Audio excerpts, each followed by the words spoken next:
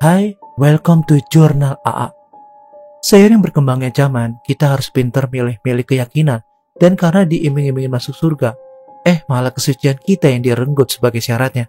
Kasus ini bisa kita jadikan pelajaran ya, bahwasanya untuk lebih berhati-hati lagi dalam memilah-milah guru spiritual. Sebelum lanjut, ada berita penting banget nih lor. Kalau AA upload di hari Rabu, Sabtu, dan Minggu jam 2 siang jika gak ada halangannya. Dan jangan lupa like, share, subscribe, serta nyalain tombol lonceng notifikasi ke semuanya. Biar kalau ada video baru, kalian bakal termotivasi nih. Klik video AA yang suka gibah ini. Gak pakai lama, langsung aja kita gaskan ke case-nya.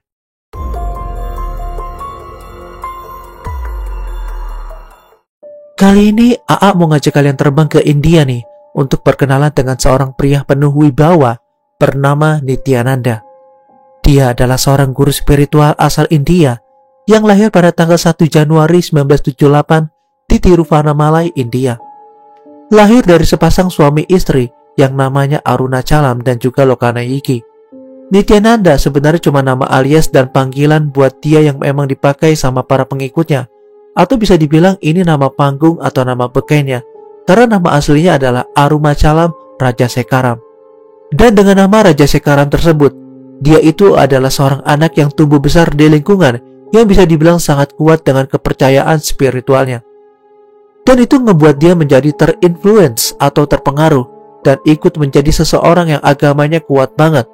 Karena memang tumbuh besar di lingkungan yang sebegitu religius dan spiritualnya. Dia memulai perjalanan spiritualnya ketika masih kecil, yaitu sekitar usia 3 tahun. Dimana biasanya umur segitu kita masih bermain di lapangan sama teman-teman ya lur. Perjalanan spiritualnya dimulai dengan menjadi murid Syadu yang kebetulan waktu itu tinggal di Tiruvannamalai, India. Dan sekedar informasi, Syadu itu adalah istilah buat seseorang yang udah ngedapetin pencerahan atau orang yang bisa dibilang menjadi orang yang udah meninggalkan semua keinginan hal duniawi. Syadu yang memiliki nama Yogiraj Yoganath Puri ini memutuskan untuk menjadikan si Rajasekaram sebagai muridnya. Karena dia tuh punya feeling kalau ini bocah bakal jadi orang yang baik kalau misalnya nanti udah mencapai umur yang cukup dewasa. Maka dari itu, dijadikanlah muridnya untuk menjadi penerus spiritualnya. Nah, dari sejak menjadi murid Yogiraj, Rajasekaram ini jadi fokus banget nih sama pengajaran-pengajaran agama Hindu yang dia dapat. Dan bahkan di usianya yang ke-12 tahun, dia udah ngerasain kalau dia itu mempunyai kekuatan spiritual yang gak dimiliki sembarang manusia di belahan bumi manapun. Tapi sayangnya, perjalanan spiritual dengan Syadunya ini harus selesai saat Yogiraj sebagai gurunya yang memang udah tua pada kala itu akhirnya meninggal dunia waktu Rajasekaram itu berusia sekitar 17 tahun. Dan dari situ karena memang udah merasa cukup lama dan matang dalam beragama, akhirnya dia pergi dan mulai berkeliling ke daerah-daerah di sekitar Tiruvannamalai, India buat menyebarkan pengalaman spiritual dan pengajaran agama yang udah dia dapetin selama belasan tahun dari gurunya. Dan dengan perjalanan dia ini, keliling-keliling turnya, akhirnya dia berhasil menjadi spiritualis yang punya lumayan banyak pengikut di Tiruvannamalai, India. Di usianya yang baru menginjak 22 tahun, dia itu memang udah mulai ngerasa kalau dia bukan sekedar manusia biasa. Jadi setelah udah mulai ada pengikut, dia makin ngerasa kalau dia itu bukan manusia biasa-biasa aja, akan tetapi melainkan titisan Tuhan yang emang punya pengetahuan dan kemampuan spiritual yang tinggi dibanding orang lain. Maka dari itu pas di usianya yang ke-24 tahun, akhirnya dia menyebut dirinya sebagai Nityananda dengan istilah adalah seseorang yang diutus sama Tuhan, atau bahasa Inggrisnya lebih gampangnya adalah God-man. Dengan pesona yang baru, identitas yang baru, Nityananda yang waktu itu udah lumayan terkenal di daerah Tiruvannamalai mulai menyebarkan pengaruhnya ke rumah-rumah sakit dan berusaha nyembuhin pasien-pasien yang ada di sana. Dan dari praktek-praktek yang dilakukan ini, dia akhirnya ngedapetin banyak donasi dari pasien-pasien yang ngerasa sembuh saat didoakan oleh si Nityananda. Nama Nityananda mulai jadi dikenal banyak orang. 1 tahun sejak nama Nityananda semakin dikenal oleh orang-orang India karena berhasil nyembuhin banyak orang. Pada tahun 2003, di umurnya yang masih 25 tahun, dia akhirnya berhasil ngebangun sebuah tempat ibadah atau bisa dibilang kuil dan lengkap dengan organisasinya yang dinamakan Dhyana Pitam Ashram yang berada di Bangalore, India. Dan sejak saat itu, dia juga berhasil berekspansi ke daerah India seperti Gujarat, Uttarakhand, Delhi, dan lain-lain. Gak hanya di India, Nitya juga buka praktek penyembuhan dan ngebagiin pengajaran agamanya di Amerika Serikat. Di sana dia juga mendapatkan banyak pengikut dari Ohio dan juga beberapa kota lain di Amerika Serikat. Karena pada kala itu tentunya penyembuhan-penyembuhan spiritual atau perjuangan-perjuangan spiritual tentunya emang lagi bagus-bagusnya di daerah barat yang lagi mencari identitas secara spiritual, makanya pasti dapat donasi yang besar.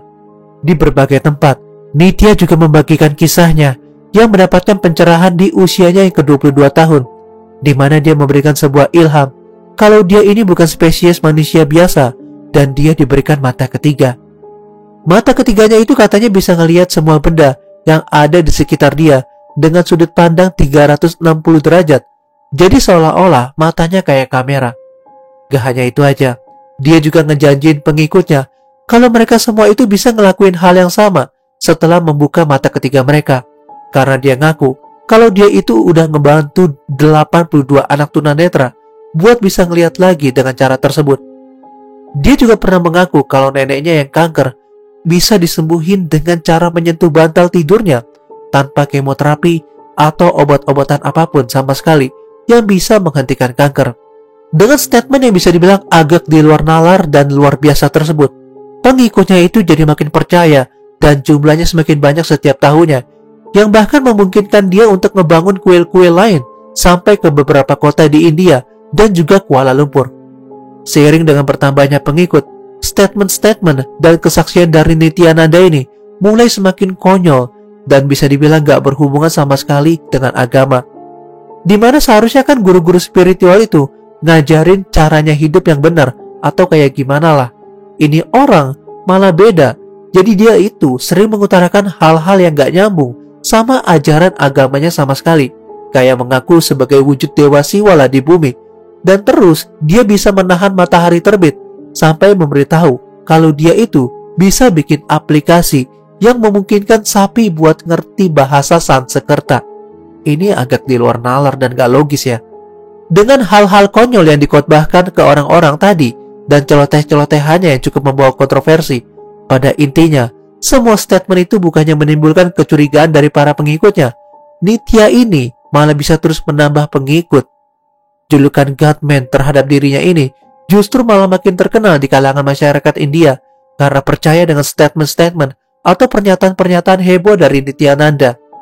Tapi memang, image-nya sebagai Godman yang udah meninggalkan seluruh keinginan duniawinya harus tergoncang di tahun 2010. Ternyata pada tahun 2010 di bulan Maret, seluruh India harus melihat video syur seorang pria dan wanita yang diduga pemerannya adalah Nityananda dengan seorang aktris India yang bernama Ranjita, yang ternyata Ranjita adalah salah satu pengikut dari Nityananda. Video tersebut itu disebarkan oleh mantan supir Nityananda sendiri yang mengaku kecewa setelah ngelihat sendiri kalau majikannya yang katanya suci dan udah meninggalkan seluruh keinginan duniawi, dia malah ketahuan tidur sama banyak perempuan yang ternyata adalah pengikutnya sendiri. Akhirnya video tersebut itu jadi trending selama beberapa waktu di India dan jadi bahan perbincangan karena Nityananda ini udah terkenal banget sama pengajarannya sebagai seorang guru spiritual yang punya banyak banget pengalaman supernatural dan juga katanya udah meninggalkan yang namanya keinginan duniawi dan berhasil nyembuhin banyak orang. Tapi kedua belah pihak itu ngebantah kalau dua orang yang ada di video itu adalah mereka, dan Ranjita dengan kuasa hukumnya juga yakin kalau video tersebut emang dibuat sengaja oleh seseorang yang mau menjatuhkan karir mereka berdua. Dan statement tersebut bisa dibilang akhirnya semakin dikuatkan dengan Ranjita yang tetap mengikuti ibadah-ibadah bersama dengan Nityananda sebagai gurunya seperti nggak terjadi apa-apa, supaya bisa dibilang menebalkan statement bahwa itu video bukan video mereka. Jadi ya semuanya berjalan normal-normal aja. Dan selain membantah dengan tegas video yang beredar tersebut, Nityananda juga melaporkan salah satu stasiun TV karena telah ngebantu menyebarkan video yang dianggap palsu tersebut ke seluruh India dan akhirnya berefek pada nama baiknya Nityananda dan juga Ranjita. Pembelaan diri tersebut bisa dibilang cukup berhasil ya. Karena setelah berbagai tuduhan dan kecaman dari masyarakat dilemparkan terhadap Nityananda dan Ranjita, hampir semua pengikutnya itu masih tetap bertahan di kediamannya untuk ngebela guru mereka. Bahkan setelah banyak sekali masyarakat yang merekam protes dan demonstrasi atau keraguan mereka terhadap Nityananda yang dirasa udah menipu banyak orang, tapi para pengikutnya tetap tutup mata dan mengikuti Nityananda. Gak berhenti di situ aja nih sebenarnya. Walaupun aktivitas di dalam tempat ibadahnya gak berubah dan tetap berjalan seperti sedia kala dan normal. Kemudian, dalam 1 tahun setelah tuduhan tersebut menjadi trending topik di India, Nityananda harus kembali lagi berurusan dengan polisi, dan kali ini dialah yang langsung menjadi buronan. Hal tersebut harus terjadi setelah adanya pengakuan gitu-gituan, pemaksaan seperti itu terhadap Nityananda dari pengikutnya sendiri yang bernama A.R.T. Rao. Dia mengaku bahwa dirinya udah pernah digituin berkali-kali sama Nityananda, dan dia juga diancam bakal mendapatkan musibah yang sangat serius kalau dia gak menuruti kata-katanya. Tapi tentunya setelah A.R.T. ini melakukan pernyataan tersebut, ada ketakutan di tubuh A.R.T. karena dia takut dipersekusi oleh pengikut-pengikutnya Nityananda yang lain. Untungnya, polisi langsung gercep dan memproses surat penangkapan supaya bisa cepat nangkep si Nityananda, takutnya ya dia kabur. Dan benar aja, waktu polisi berusaha nangkep Nitya secara baik-baik, dia itu malah kabur dan gak munculin dirinya selama 5 hari dari muka bumi. Jadi kayak hilang gitu aja nih lor. Sampai akhirnya dia memang menyerahkan diri ke pengadilan. Dengan masih beragak santai saat dia menyerahkan diri, Nitya tetap menyangga semua tuduhan polisi, dan bahkan pada saat itu banyak banget pengikut yang ngedukung dan malah ngecam A.R.T. lewat meme, dari mulai ngatain dia cuman pengen menangin duitnya di pengadilan lah, cuman pengen jelek-jelekin namanya Nityananda, sampai ngata-ngatain si A.R.T. ini mengidap penyakit serius seperti HIV.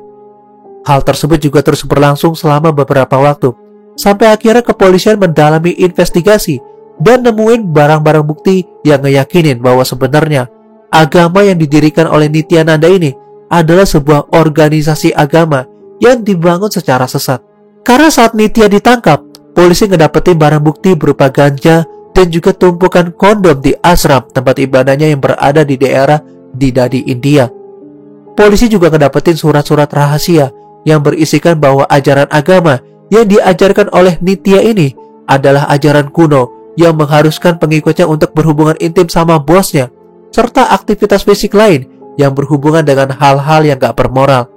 Setelah nyerahin diri dan diacak-acak semua tempatnya, ternyata ketemu nih barang-barang yang bikin polisi kaget. Dan memang Nitya yang sebenarnya bisa dibilang udah bisa dijadiin tersangka dari semua barang bukti tadi, dia tetap menyanggah tuduhan polisi dan mengaku kalau sebenarnya dia itu ngalamin impotensi. Jadi memang dia nggak mungkin ngelakuin hal kayak gitu atau apapun yang berhubungan dengan hal-hal tersebut. Malahan dia ngomong ke publik kalau si A.R.T. itu adalah jelmaan iblis yang memang mau menjatuhkan dia aja. Nah lalu pada tahun 2017, Nitya yang masih diproses dan belum menjalani pengadilan mendapatkan kabar bahwa video syur yang tersebar 7 tahun sebelumnya itu memang adalah video asli setelah dicek. Dan yang ada di video tersebut ternyata betul adalah Nitya dan juga Ranjita.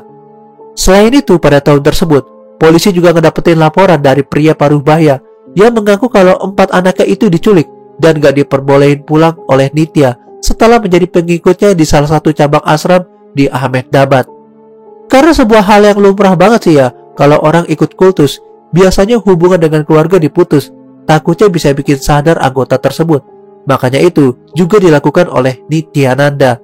Polisi yang menggerebek ashram tempat ibadah Nitya tersebut juga berhasil menyelamatkan 2 anak yang berada di sana pada kala itu. Tapi 2 yang lain itu masih gak diketahui keberadaannya sampai detik ini. Dan kabarnya, mereka berdua yang gak kelihatan lagi ini pernah dibawa sampai ke Ekuador. Dan informasinya sampai saat ini ya juga gak begitu jelas. Kepolisian pada kala itu yang ngelakuin penggerebekan tersebut juga menahan beberapa staf dan pengurus yang ada di tempat ibadahnya. Tapi yang anehnya adalah ketika semua staf tersebut dibebasin nih setelah ditahan selama beberapa saat di kantor kepolisian. Lah kenapa bisa gitu? Ya kalian udah tahu lah ya dan bisa nebak. India itu banyak banget polisi korup. Jadinya gampang banget disuap. Nah, selain itu kepolisian juga ternyata pernah kedapetin laporan soal beberapa kekerasan yang terjadi di dalam tempat ibadah, dan informasi tersebut itu dikuatkan dengan klarifikasi Sarah Landry, seorang perempuan asal Kanada yang merupakan mantan pengikut Nitya. Dia mengaku pernah melihat anak-anak yang tinggal di sana itu buat belajar agama disuruh saling menyiksa satu sama lain sampai babak belur sambil diliatin sama guru-guru agama yang ngajar di sana. Dan bahkan anak itu juga sampai nangis-nangis nyamperin Sarah buat cerita pengalaman mereka di sana, dan pengalaman yang tentunya sangat buruk banget. Nah, dengan semua bukti yang ada dan pernyataan yang ada dari para saksi-saksi, keanehan yang bisa dibilang terjadi adalah karena gak ada media yang ngebahas kejadian tersebut sama sekali di India. Pihak berwajib juga seperti gak pernah memberikan peringatan kepada masyarakat buat lebih berhati-hati lagi nih terhadap ajaran Nitya yang indikasinya itu udah sangat sesat. Dan benar aja, indikasi kalau memang sepertinya ada orang dalam yang ada di kepolisian India ngebantu si Nitya bisa dibilang kembali terlihat lagi nih setelah Nitya ini udah masuk dalam proses pengadilan pada bulan Juni 2018. Karena setelah dituduh atas pelecehan, perselingkuhan, penghilangan barang bukti, dan juga ngelakuin konspirasi kriminal, Nityananda itu malah diketahui udah berhasil kabur dari India dan tinggal di tempat yang gak diketahui oleh publik atau mungkin bahkan polisi. Padahal waktu itu paspor yang dia punya itu katanya udah dibekuin sama kepolisian India, tapi kok bisa kabur dari India? Masyarakat India ini tentunya ngebingungin nih soal hal ini, karena rasanya Nitya itu harusnya udah bisa ditangkap dengan semua konspirasi dan juga penipuan yang dia buat untuk para pengikutnya dan ngebuat aliran sesat. Tapi kesannya kepolisian India malah terlihat seperti tutup mata dan juga ogah-ogahan dalam nanganin kasus yang sebenarnya udah gede banget dan banyak korbannya serta udah berskala internasional loh. Sampai hari ini keberadaannya masih dicari Interpol karena udah ngerugiin warga negara dari negara lain selain India. Walaupun masih dicari Interpol, Nitya sampai detik ini masih mengupload video-video tentang pengajaran dirinya ke channel YouTube setiap harinya dengan semua materi-materi ajaibnya yang gila. Dan bahkan dia juga nyeritain nih gimana dia keluar dari India dan ngebangun sebuah negara yang disebut Kailasa dengan mata uang dan passwordnya sendiri. Dan memang sampai video ini dibuat, Nitya belum ditangkap dan masih aktif ngebagiin pengajaran-pengajarannya buat para pengikutnya di YouTube yang memang udah tersebar di seluruh dunia pengikutnya. Bahkan dia juga buka fitur membership yang harganya itu bahkan sampai 1 juta lebih loh. Masyarakat India sendiri juga percaya kalau dia itu punya backingan orang-orang kuat yang support dia dari dalam untuk ngebangun kerajaannya sendiri. Mungkin aja nih ya banyak orang yang terlibat untuk cuci uang dalam segala macam, karena seharusnya kan secara logis Interpol itu harusnya ya bisa dengan mudah nemuin lokasi dia dari video dan IP address saat dia ngupload konten-kontennya ke YouTube. Tapi entah kenapa sampai detik ini orang tersebut ya gak ditangkap juga. Dan mungkin segitu dulu ya kasus hari ini. Buat kalian yang tahu keberadaan si nabi sesat ini, bisa langsung aja nih laporin ke polisi India. Itu pun kalau digubris ya.